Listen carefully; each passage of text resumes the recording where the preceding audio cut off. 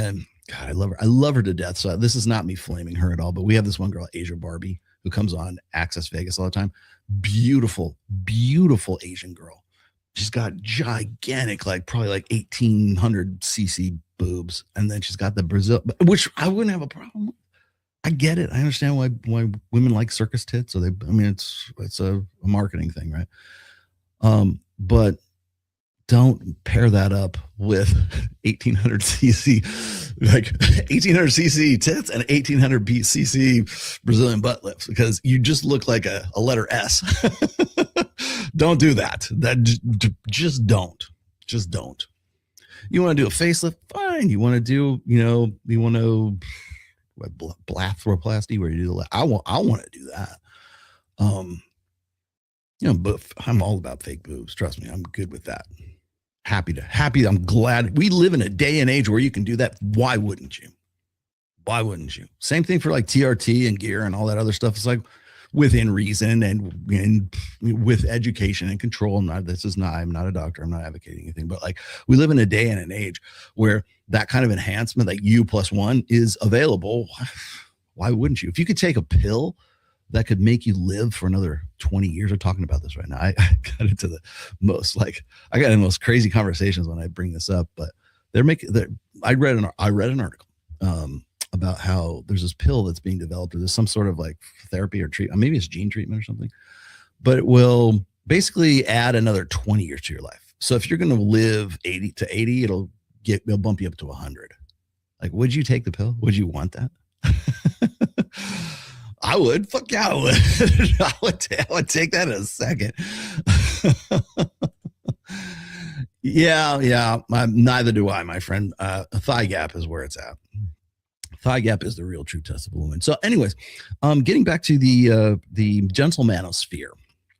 I don't have the article on tap right now, but it was because there's so many of them right now. But it's this need or this want to sort of fill in what they think is the blank in the manosphere.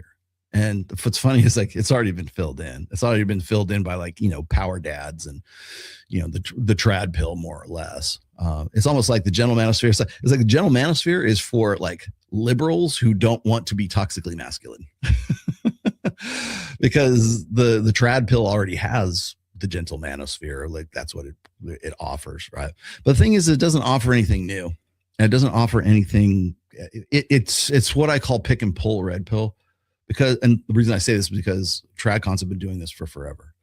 What they will do, what tradcons will do is they will take the things from the red pill that they like and then demonize and just, or ignore the parts that they don't like, conveniently ignore the parts that they don't like. And usually the parts they don't like are the unflattering aspects of female nature. They'll sweep under the carpet. But when it comes to like, hey, I'm all about, I'm not a looks maxer, but if you join Reignite, the first thing I'm going to do is assess your physique. Do you need to get in the gym? Odds are you probably do. If you are an American, if you live in the United States, odds are you are amongst the 75% of the population that is overweight. That's a pretty safe place to start from.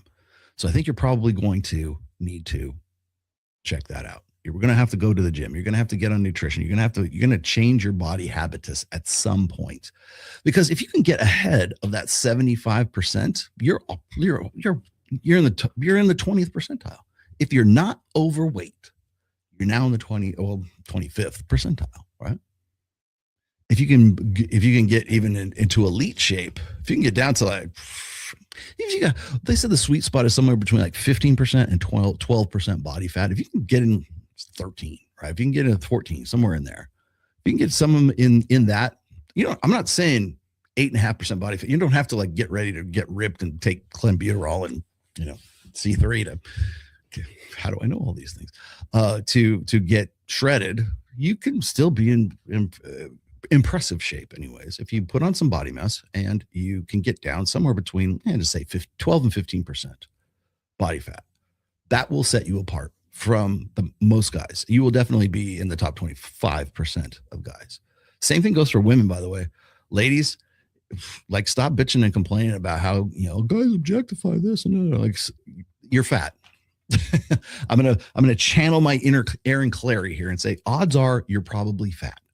Because for men, like what is it, the 30% of the overweight are morbidly obese, and or 35% are morbidly obese, and 40% of women are morbidly obese in the US. So there you go. Why are we talking about Pearl again? I saw Pearl, by the way. Yes, I know people are going to ask me about this anyways. I did see the feminist debate. I am going to touch on Andrew Wilson a little bit, because Andrew took it to trigonometry, and I don't think they were ready for him.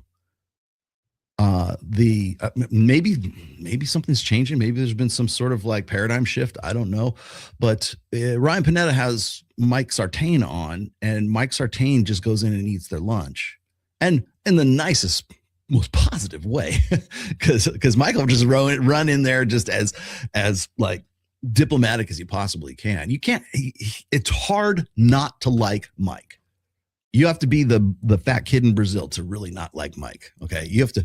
He has to. He has to have fucked your girlfriend to really not like Mike. Okay, but yeah. Oh yeah, thank you for that. What is it? I'm a rare case. Okay, so I think it was it was Pearl, right? She was the one who was talking about, or she was just basically reading the stats to the chick she was on. Was it Pierce Morgan? Saying, and you guys, I'm not a fan of Pearl. I still won't be, but what she said was correct. Most women are overweight in the United States, and 40% of the overweight are morbidly obese. So odds are, if you got yourself in, ladies, if you got yourself in shape, you probably would be you can increase your sexual market value by just being a gym rat, just getting in, stop eating like a pig.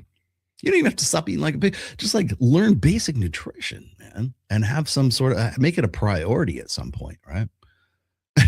Yeah. Pearl's funny. Pearl was funny in the sense that like she was, she's just like basically throwing it back at who, I don't even know who the feminist chick was. And then I see Andrew Wilson on trigonometry. And I'm going to actually, you know what? I'm going to throw that one up here really quick. The clip I have is about 6 minutes, but I'm not going to play the whole thing. There was one really sweet spot that sums up the whole thing. Now, he was just on trigonometry. So trigonometry, that is, as maybe this is, people are going to argue with me about this. Arguably, that is as close to the red pill as trigonometry is likely to get. And they didn't even really go over that much. But one thing that Andrew and I actually have had conversations about, we've had exchanges about, like in my old Twitter accounts DMs, we've had exchanges about rights. And so it was funny. It's like when I tweet about this and I say, look, rights are enforced by violence. Like that stems from conversations like I've been having. When he talks about it, that stems from conversations we've been having, right? Women's rights, or their access to rights, so enforcement of rights, the actualization of those rights are enforced by men. That's something that I was having a conversation about. He takes it a step further. He's like, well, rights are meaningless unless you put God into the mix. Okay, well, that's what he's going to do because he's a Christian ethicist, right? So that's going to be part of his message, right? I'm not going to go there because I think that our concept of rights really comes from the Enlightenment era. And so you could probably, you could say they're God-given rights, okay, but the principle and the concept of rights as a practical way, it's basically just a school of thought is what it is. The very fact that we have a constitution, or that like it guarantees rights as a citizen of the United States, all of that's based on John Locke, man. It's all based on Enlightenment era thinking that found its way into our founding fathers' sort of thought process anyways. So what'd you say?